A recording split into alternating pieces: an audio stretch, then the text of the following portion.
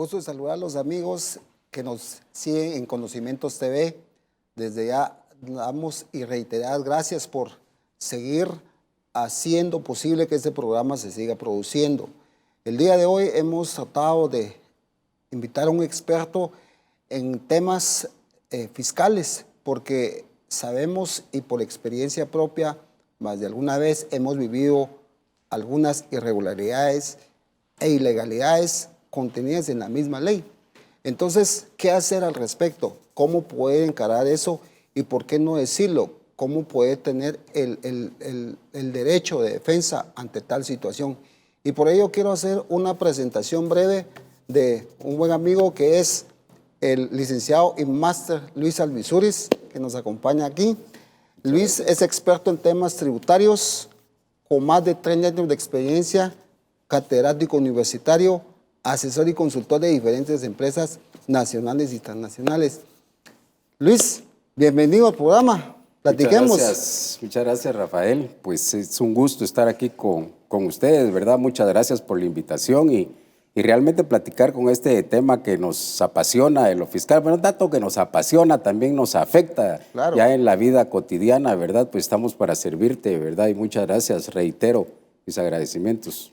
Desde ya los invito también a ustedes que nos ven detrás de cámara, en donde quiera que nos siga, los invitamos a que nos escriba siempre al WhatsApp o a los medios que ponemos siempre a tu disposición, y también te recordamos que tenemos un canal de YouTube de Conocimientos TV para que nos puedas ver ahí y pues aprender de lo que vamos a platicar el día de hoy. Para empezar, Luis,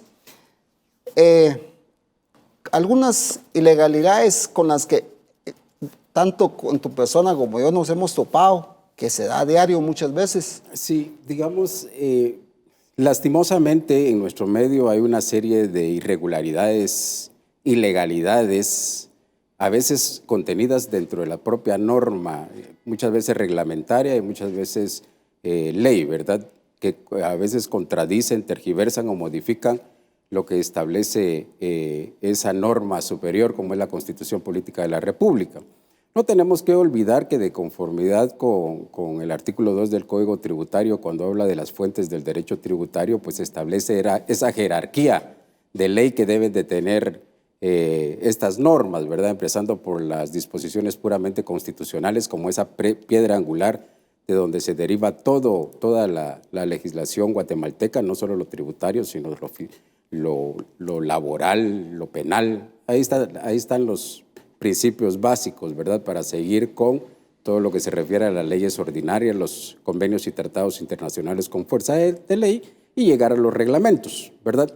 Hay algo importantísimo dentro de estas fuentes de derecho tributario, digamos, lo que establece la última parte de no solo el artículo 239 de la Constitución Política de la República, sino igualmente el artículo 3, última parte del Código Tributario, la ley del organismo judicial, que establece principalmente que las normas reglamentarias pues se van, o su capacidad o su campo de aplicación es únicamente los aspectos puramente administrativos y agilizar el cobro de la administración tributaria, ¿verdad? Entonces, las mismas normas legales lo limita y dice que no puede contradecir, modificar y tergiversar lo que establece la ley, ¿verdad? Claro que sí, Luis.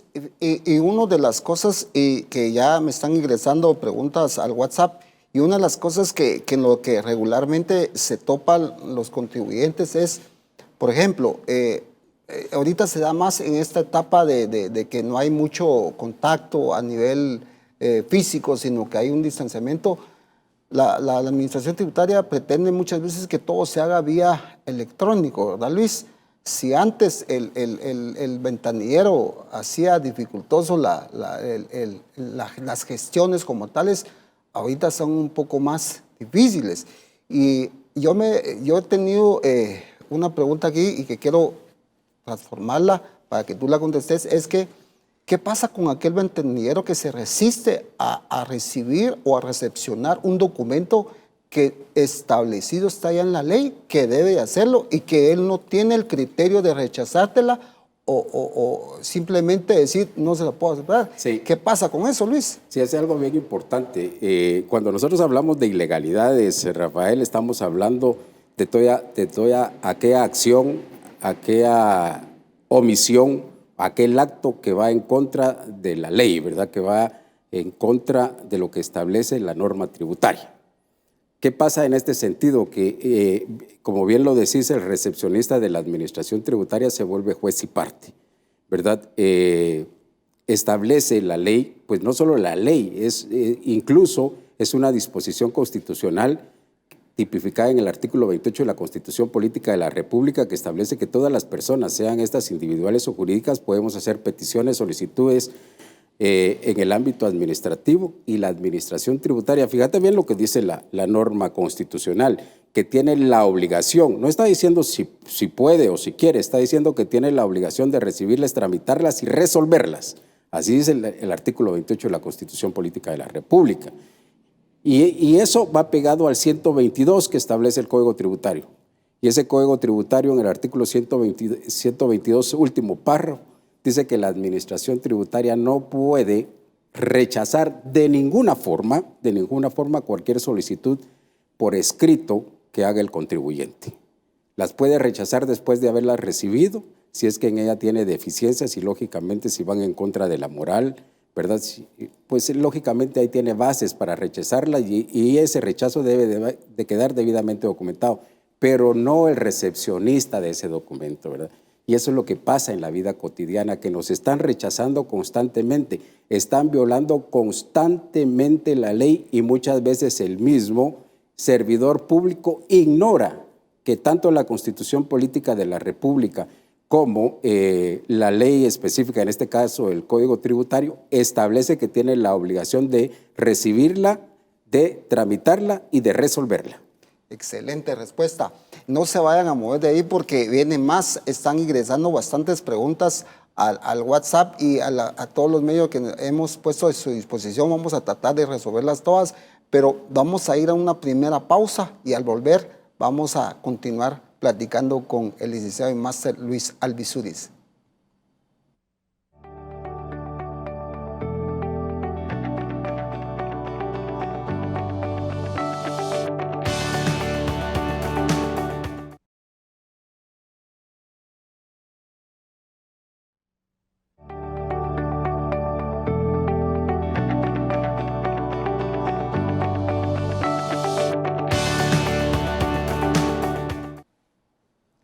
Seguimos conversando con el licenciado Luis Alvisúriz de lo que son algunas irregularidades e ilegalidades que se cometen incluso dentro del mismo marco de ley.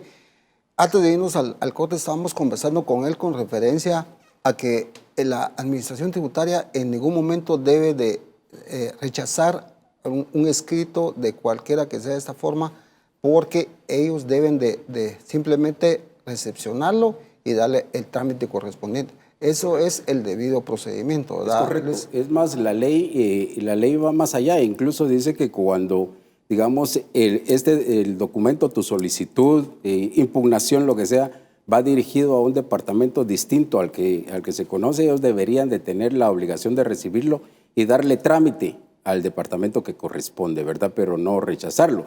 Y eso, pues así lo establece la ley. Sin embargo, en la práctica, lastimosamente, no ocurre eso, ¿verdad? Están constantemente rechazándonos solicitudes, ¿verdad?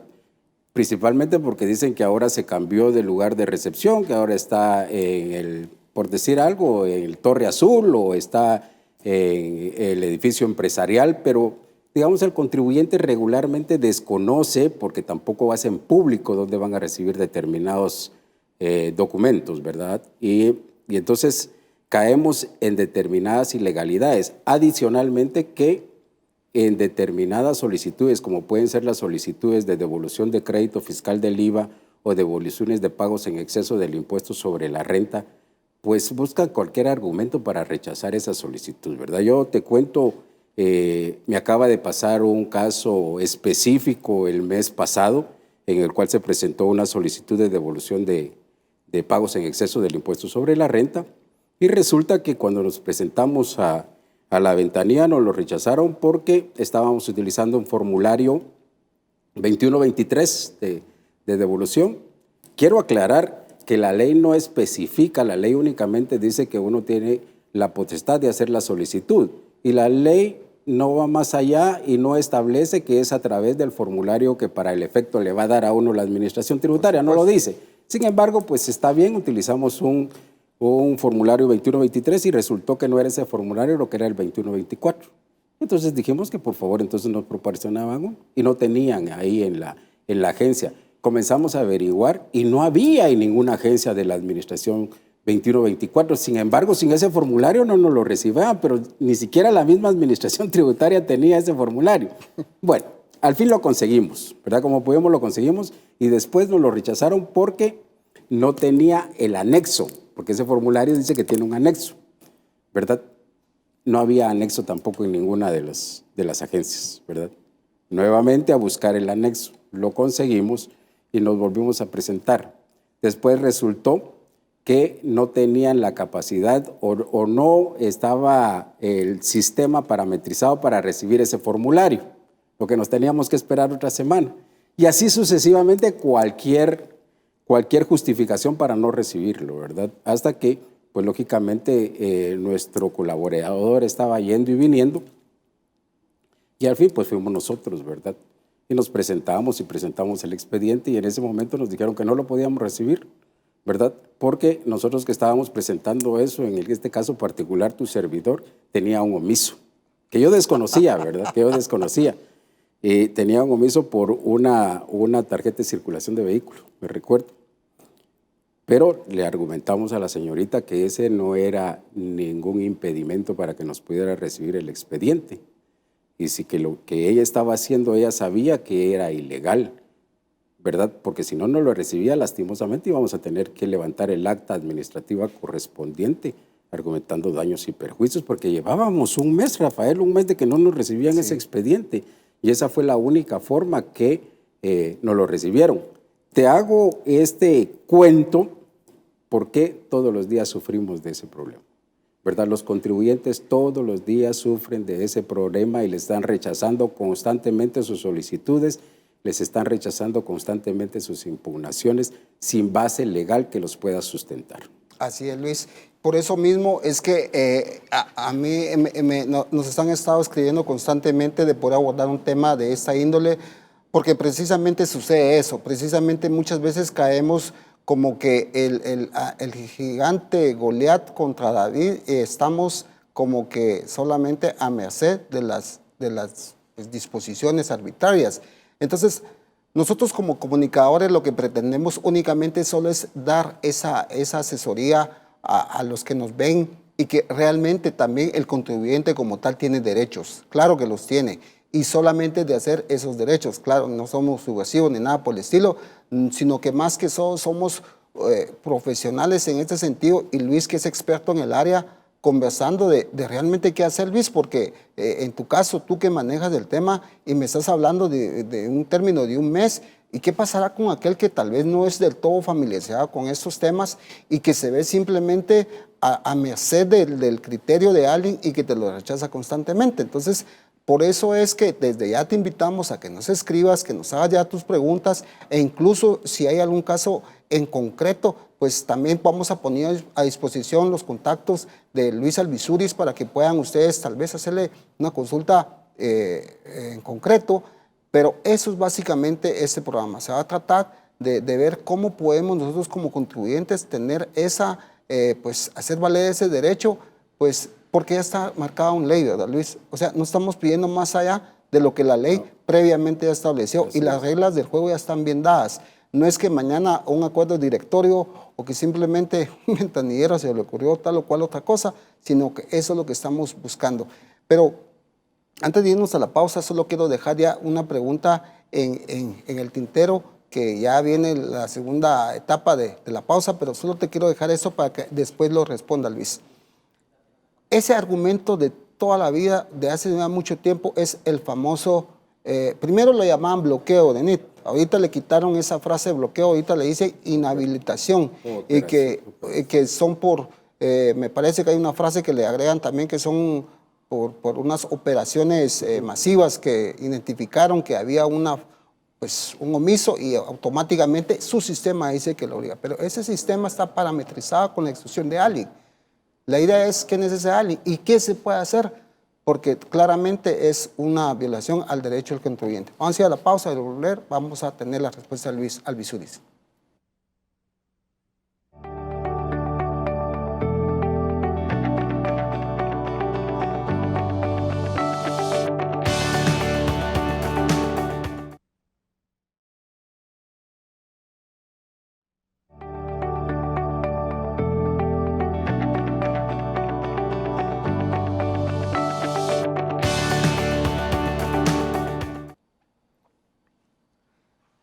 Seguimos conversando con el licenciado Luis Albizuris. Antes de irnos a la pausa, quedaba ahí una pregunta sobre qué hacer con ese famoso bloqueo o inhabilitación del NIT, Luis, porque regularmente eso muchas veces impide que cualquier gestión no se pueda llevar a cabo porque simplemente el sistema lo tiene bloqueado y ya no puedes hacer nada más. ¿Y qué podemos hacer? Sí, realmente el poder hacer pues está establecido en la norma. Sin embargo, como contribuyentes, como aquella persona de diario, ¿verdad, Rafael? Aquella persona que en determinado momento pues no se involucra o no está involucrado específicamente en los temas tributarios fiscales, no, que se dedica a producir, se dedica a trabajar, pues lógicamente desconoce de todo esto, ¿verdad? Realmente el bloqueo de NIT como tal ahora ya no se está dando, como bien lo decís, ahora le llaman de otra forma, ¿verdad? Operativos fiscales, que le llaman, pero que siempre el efecto es el mismo, ¿verdad? Que en determinado momento resulta ser una sanción prácticamente para el contribuyente. Claro. Y hay algo importantísimo cuando hablamos de sanción, porque la misma ley establece que no puede existir una sanción si previamente no existe una infracción debidamente tipificada en la ley, ¿verdad? Y no hay ninguna infracción dentro de la norma legal tributaria que establezca que la sanción pueda ser un bloqueo en NIT, porque es ilegal, es arbitrario, ¿verdad? Y está en perjuicio de los derechos del contribuyente.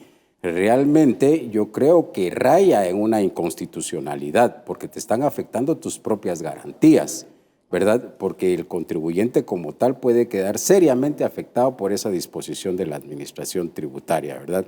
Lógicamente la administración tributaria, cuando se le argumenta que por el actuar, por qué el actuar de esta forma, lo único que dice es que sí, no está contenido en ley, pero que si quieren que presenten un amparo, que es el medio legal para poder contrarrestar esto, ¿verdad? Pero ¿te imaginas cuánto le puede costar un amparo muchas veces al contribuyente? Pues resulta aceptando lo que dice la administración tributaria porque económicamente le va a sentir costo-beneficio, más beneficioso hacer lo que dice la administración tributaria que venir y ampararse, ¿verdad? Seguir un proceso de amparo. Claro que sí. Y eso es uno de un montón de situaciones que tú has estudiado y que en algún momento hemos podido compartir y que nos siguen llegando preguntas y como por ejemplo me llega aquí al WhatsApp que ponemos a disposición. Hay muchas preguntas, pero para enfocarme a esta que dice, es una ilegalidad que SAT exija actualizaciones de archivos y documentos que ellos mismos ya poseen. Sí, digamos, dentro de las últimas modificaciones que se hizo al Código Tributario, hay una modificación que se hizo al artículo 21, ¿verdad?, adherido, que establece los derechos de los contribuyentes, y dentro de los derechos de los contribuyentes está que toda aquella información de inscripción que ya la administración tributaria tenga en su poder, pues ya no la debería de pedir ni tiene la obligación el contribuyente de dársela, ¿verdad? Claro. Sin embargo, como bien lo estableces, lo siguen pidiendo.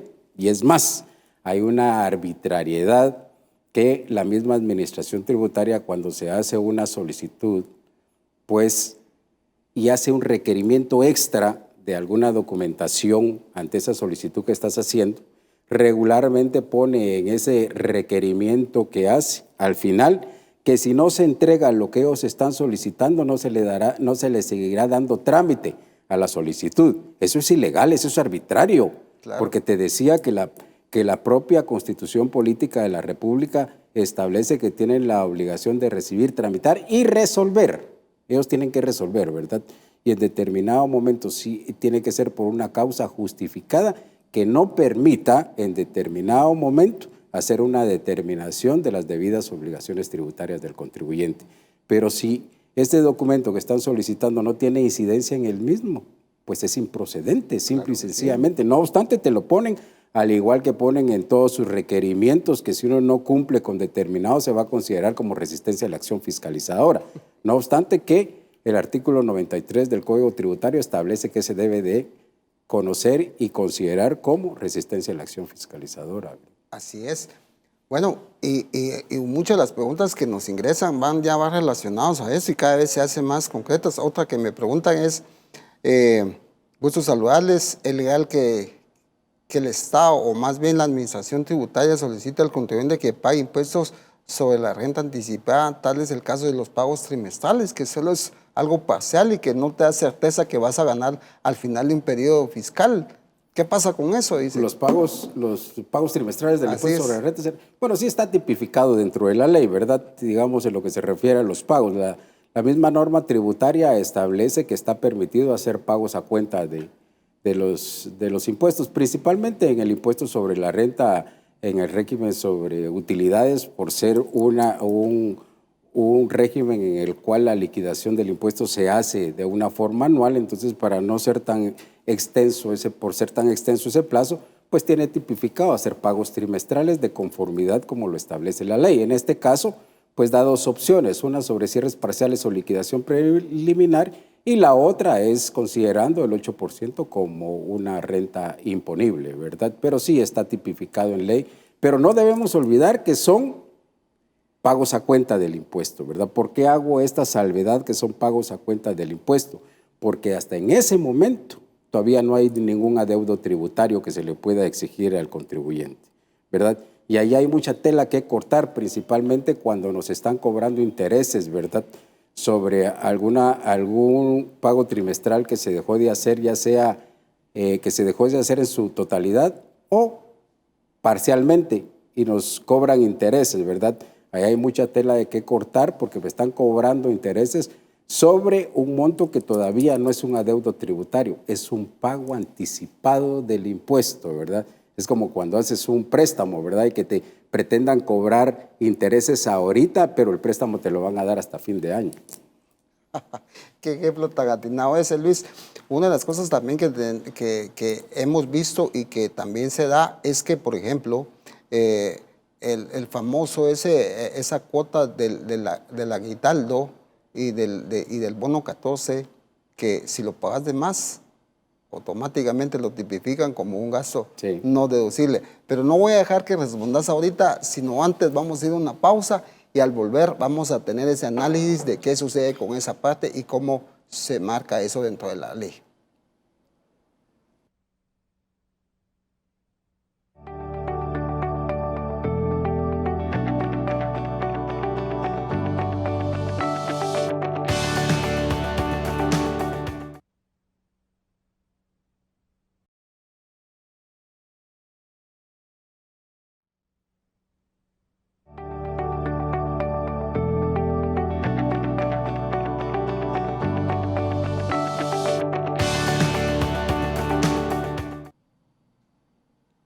Conversando con el licenciado Luis Alvisuriz, dejamos una pregunta ahí antes de irnos a la pausa que quisiéramos retomar con la respuesta de Luis. ¿Qué pensás al respecto de eso? Sí, es importante porque, digamos, tanto el aguinaldo como la bonificación anual o bono 14 que le llamamos, son gastos tipificados dentro de la ley como gastos deducibles. Sin embargo, pues por disposición de la propia ley tienen limitantes, ¿verdad? Y establecen, de conformidad con el artículo 21, numeral 5, establece que van a ser deducibles para el contribuyente hasta un monto que no excede el 100% de un salario mensual. Pero si nos vamos del otro lado, digamos, para la persona que está recibiendo ese aguinaldo y esa bonificación que es el empleado, forma parte de su renta de trabajo. Así es. ¿Verdad? Y dentro de la renta de trabajo también establece que va a ser renta exenta. En ese artículo 70 de la ley establece que va a ser renta exenta el aguinaldo y el bono 14, igual hasta el 100% de ese salario ordinario mensual. Desde mi particular punto de vista, Rafael, eso es una limitación que se le está dando a la propia disposición de la Constitución Política de la República. Explico por qué. En la Constitución Política de la República, en el artículo 102, que habla sobre los derechos sociales del trabajador, ¿verdad?, establece que estas prestaciones son derechos mínimos o son condiciones mínimas laborales, ¿verdad? Son derechos sociales mínimos desde el punto de vista laboral. ¿A qué se refiere cuando son mínimos? Que nadie puede pagar menos de eso. Claro. Todo mundo, todo patrono, toda persona que actúe como patrono tiene la obligación de pagar un aguinaldo y un bono 14, que en ningún caso puede ser menor del 100% de un salario ordinario, ¿verdad? Pero establece la Constitución Política de la República en el artículo 106 que estas prestaciones son susceptibles de ser superadas. ¿Qué es lo que está diciendo la Constitución? Mire, qué bueno si usted paga más de ese 100%, ¿verdad? Porque esa es la condición mínima que da la ley, ¿verdad? Es la condición mínima. Y entonces la Constitución dice, es susceptible de ser superada. Es más, estas prestaciones son irrenunciables, tienen la obligación de pagarlos obligadamente, ¿verdad? Y entonces viene la ley ya ordinaria, que en este caso es la ley del impuesto sobre la renta, e indirectamente lo limita. Y le dice al patrón, si usted paga más de aguinaldo, si usted paga más de bono 14, entonces a usted lo voy a sancionar porque ese gasto que usted paga en exceso es un gasto no deducible. Y le dice al trabajador, si usted recibe más de ese 100%, lo que usted reciba de más se lo gravo con el impuesto sobre la renta. Y entonces se convierte en una doble tributación económica. No legal, porque si bien es cierto, es el mismo acto que se está grabando 2 meses, se está grabando 2 veces, es a diferente sujeto pasivo. Por eso es que no se tipifica la doble tributación que está en el artículo 243 de la Constitución Política de la República. Pero debería de ser ilegal. ¿Por qué? Porque está limitando ese derecho constitucional. Lo está limitando desde el punto de vista puramente tributario, ¿verdad? Desde este particular punto de vista, yo considero que no debería de ser, ¿verdad? Debería de quedar libre lo que quiera pagar cualquier patrono de aguinaldo, bueno, y de bono 14, siempre que no sea menos de lo que ya establecen las normas mínimas, ¿verdad? Claro que sí. Claro que sí. Y siempre te invitamos que nos escribas al WhatsApp y también que nos digas en todas las plataformas que ponemos a tu disposición, también por medio del canal de YouTube de Conocimientos TV, para poder pues llevar esta información que estamos compartiendo contigo, que nos sigues. Y eso pasa también con las dietas, ¿verdad, Luis? Que hemos conversado en un montón de veces y es casi que las mismas formas que sucede. La dieta como tal es una irregularidad. Es una irregularidad. Yo diría que es una ilegalidad, Rafael, que está contenida en el artículo 9 del reglamento de la Ley de Actualización Tributaria. Porque establece el reglamento. Te decía al principio que el reglamento se va a limitar únicamente a ver lo correspondiente al cobro y a los procedimientos, al cobro administrativo y a los procedimientos, ¿verdad? Cuando es un procedimiento, pues está bien, pero no puede modificar, tergiversar o contradecir lo que dice la ley. Y viene ese artículo 9 de la ley de la actualización, del reglamento de actualización tributaria, y establece que para hacer deducible las dietas, ¿verdad?, que se les pague a miembros de directorios, de consejos de administración, consejos municipales o cualquier otro tipo de consejo, ¿verdad?, se va a documentar con un recibo simple y se va a timbrar, ¿verdad? Desde mi particular punto de vista, se está violando totalmente la ley del impuesto sobre la renta y la ley del impuesto al valor agregado. ¿Por qué? Porque el mismo artículo 4, si mal no me recuerdo, en el numeral 1, inciso E, establece que es actividad lucrativa. Y dentro de la actividad lucrativa, perdón, sí, yo creo que se lee, pero no me recuerdo bien del inciso. Establece que actividad lucrativa es todas las dietas, retribuciones, remuneraciones que se reciban, que no sea en relación de dependencia, ¿verdad? Todo eso forma parte de actividad lucrativa para las personas. Si me permitís leer por su importancia, literalmente lo que dice ese artículo, el artículo 4 de la ley, pero también lo establece el 10, numeral 8, que también aquí lo tengo, que aquí me salió cabal, dice que estoy en el artículo 10 de la ley del impuesto, el hecho generador de actividad lucrativa, y dice que es un hecho generador de actividad lucrativa los originados por dietas, comisiones o viáticos no sujetos a liquidación o que no constituyan reintegro de gastos, gastos de representación, gratificaciones u otras remuneraciones obtenidas por miembros del directorio, consejos de administración, consejos municipales y otros consejos u órganos directivos o consultivos de entidades públicas o privadas que paguen o acrediten a personas o a entidades con o sin personalidad jurídica residentes en el país, independientemente de dónde actúen y dónde se reúnan. Eso es actividad lucrativa desde el punto de vista de impuestos sobre la renta, ¿verdad? Desde el punto de vista del IVA, lo dejamos para el siguiente segmento. Bloque. Entonces, aparte, vamos a regresar enseguida.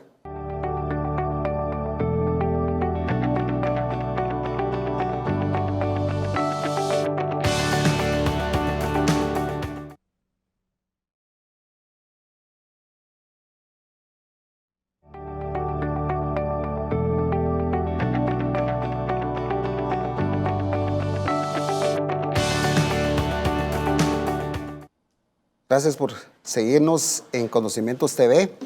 Dejamos una respuesta inconclusa. Retomala, Luis. Lo de las dietas, sí. Te decía que esas dietas, no obstante que ese famoso artículo 9 del reglamento establece que se documentan con recibos simples y se timbran, pues te decía que desde el punto de vista del impuesto sobre la renta, bueno, primero vamos a definir algo, Rafael, que tal vez se me estaba quedando en el tintero, que son las dietas. Y las dietas, pues, son retribuciones, remuneraciones, ¿verdad?, que se le pagan a personas porque participan en un órgano que toma decisiones. Llámese este órgano junta directiva, consejo de administración, consejo municipal, como sea. Entonces, por participar en estos órganos que toman decisiones, tienen asignadas determinadas dietas por la participación en cada sesión, ¿verdad? Dentro de ese órgano que toma decisiones pueden haber personas que están en relación de dependencia con las empresas y pueden haber personas que son independientes de la empresa, ¿verdad? ¿Qué pasa con las personas que están en relación de dependencia? Que desde mi particular punto de vista, estas dietas que se le pagan a personas que están en relación de dependencia deberían de formar parte de las rentas de trabajo, por disposición del artículo 68 de la Ley del Impuesto sobre la Renta, que establece que el hecho generador de las rentas de trabajo es cualquier sueldo, remuneración, prima, retribución, independientemente de la denominación que se le dé, que se le pague a una persona que no esté en relación de dependencia, que esté en relación de dependencia, ¿verdad? Viceversa, para los que no están en relación de dependencia, que desde ese particular punto de vista considero que es una actividad que está gravada con el IVA por disposición de la definición que nos da el artículo 2 de la ley del IVA y el artículo 3 del hecho generador del IVA. El artículo 2 que establece y define qué es un servicio, y dice que servicio es la contraprestación que una persona hace para con otra, por la cual recibe una remuneración, una retribución, una prima o cualquier otra denominación, siempre que no sea en relación de dependencia. ¿Sí? Entonces es un servicio. Y en el artículo 3, el hecho generador nos dice que están grabados todos los servicios dentro del territorio guatemalteco.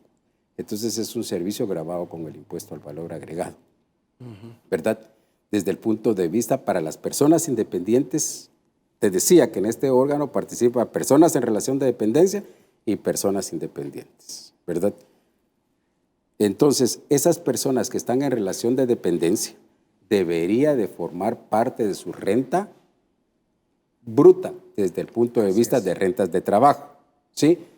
Y viene entonces la ley del impuesto del timbre y establece que todas las retribuciones, remuneraciones que se reciban en relación de dependencia por disposición de la ley están exentos del timbre y se documentan con un recibo simple. Forman parte de la renta de trabajo. Y allá me está diciendo que se tiene que hacer y que se tiene que timbrar. Y lo que está independiente, pues es un servicio, ¿verdad? Es un servicio que se está prestando, es una actividad lucrativa, por lo tanto, desde el punto de vista legal, considero que esas dietas para los independientes están grabadas con el IVA y ellos deberían de emitir la factura correspondiente y si no tienen facturas, emitirle la factura especial correspondiente.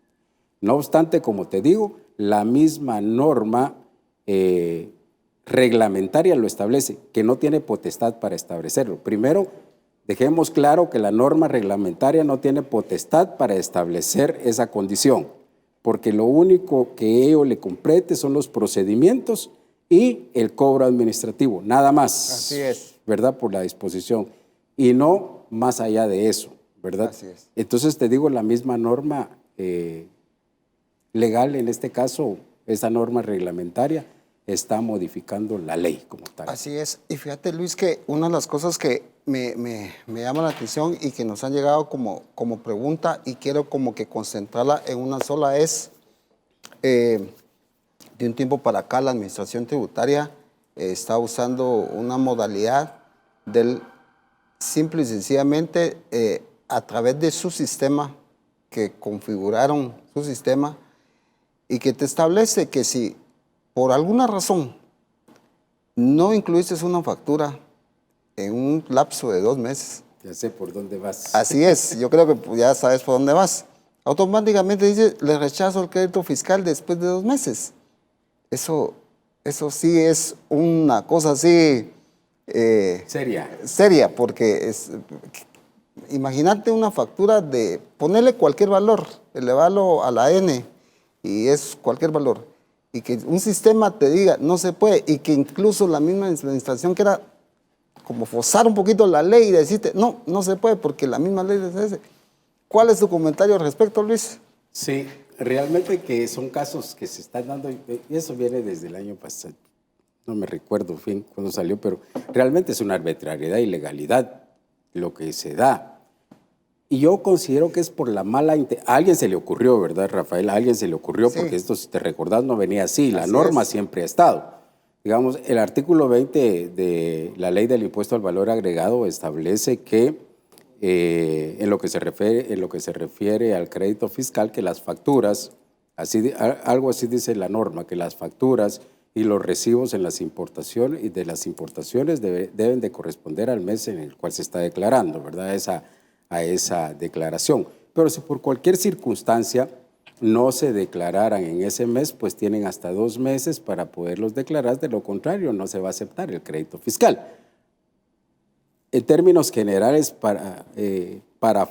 parafraseando, lo que establece ese artículo 20, eso es lo que dice, pero se malinterpretó esa última parte que dice que no se va a considerar crédito fiscal, ¿verdad? En el entendido que lo que no se va a considerar es que se pierda el crédito fiscal, que para efectos de declaración en la continuidad de esas declaraciones ya en el futuro no le voy a aceptar que créditos de más de 2 meses me incluya en esas declaraciones de hace más de 2 meses, pero no que haya perdido el crédito en su totalidad. Claro. ¿Por qué no que se haya perdido el crédito, Rafael? Porque si no realmente estamos violando la seguridad jurídica.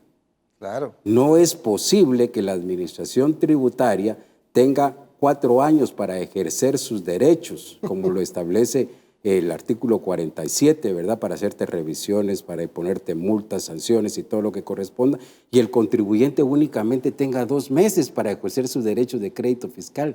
No, pero la ley no se refiere a eso, Rafael.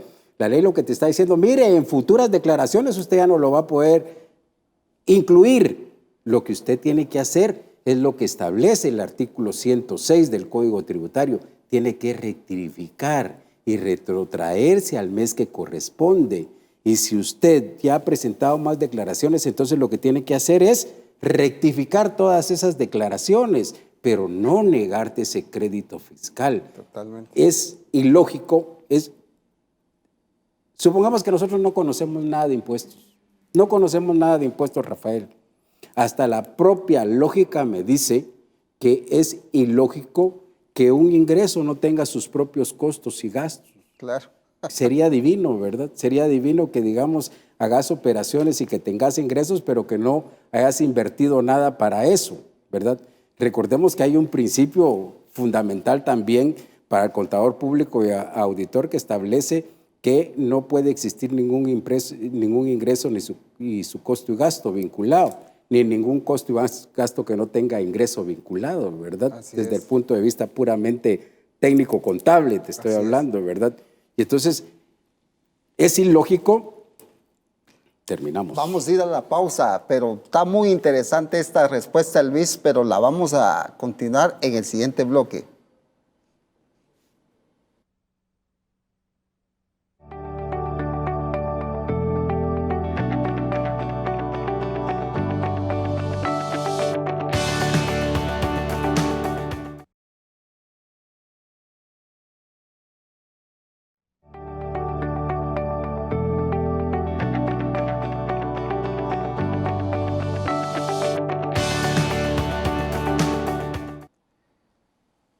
Seguimos hablando y nuevamente le cedo la palabra a Luis porque realmente él es el que nos está dando todo el bagaje de experiencia que tiene en el tema tributario. ¿Y qué pasa con ese crédito fiscal Sí, que están te decía- queriendo te decía- quitarnos, verdad, Luis? Te decía que es ilógico, es arbitrario, es ilegal, ¿verdad? Realmente, desde mi particular punto de vista, es una mala interpretación que le está dando a este artículo 20 de la ley del impuesto al valor agregado, ¿verdad?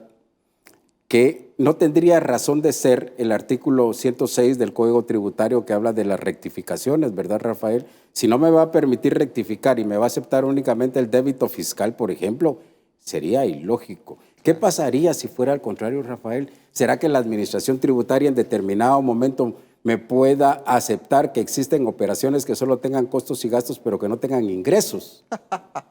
Es ilógico. No se puede. ¿Verdad? Y es lo mismo lo que me está diciendo del otro lado. ¿Ah? Sí. Usted tiene ingresos, pero no tiene costos y gastos. Usted facturó, pero no tiene gastos vinculados.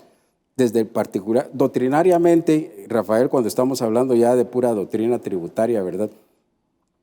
Es una barbaridad jurídica lo que están hablando, lo que están diciendo, ¿verdad? Es una barbaridad jurídica lo que están hablando. Cuando hablamos de la Constitución Política de la República, estamos hablando y hablamos del artículo 239 y hablamos del artículo 243 de la Constitución Política de la República, habla de la equidad y justicia tributaria, Así es. ¿verdad? Realmente esa equidad y justicia tributaria es, ¿qué te digo yo? Es un principio muy subjetivo, Así es. ¿verdad? Muy subjetivo. Y no sabemos en qué momento estamos nosotros atravesando y estamos violando ese principio constitucional. ¿Será, digo yo, será que ahí hay justicia? ¿Será que ahí hay equidad, Rafael? Es imposible que sea eso, ¿verdad?